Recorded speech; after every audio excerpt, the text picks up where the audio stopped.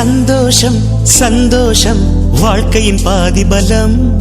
சந்தோஷம் இல்லை என்றால் மனிதர்க்கு ஏது பலம்? புயல் மையம் கொண்டால் மழை மண்ணில் உண்டு. எந்த தீமைக்குள்ளும் சிறு நன்மை உண்டு. ஓ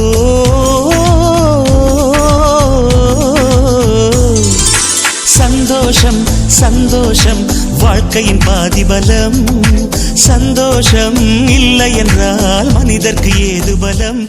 புயல் மையம் கொண்ட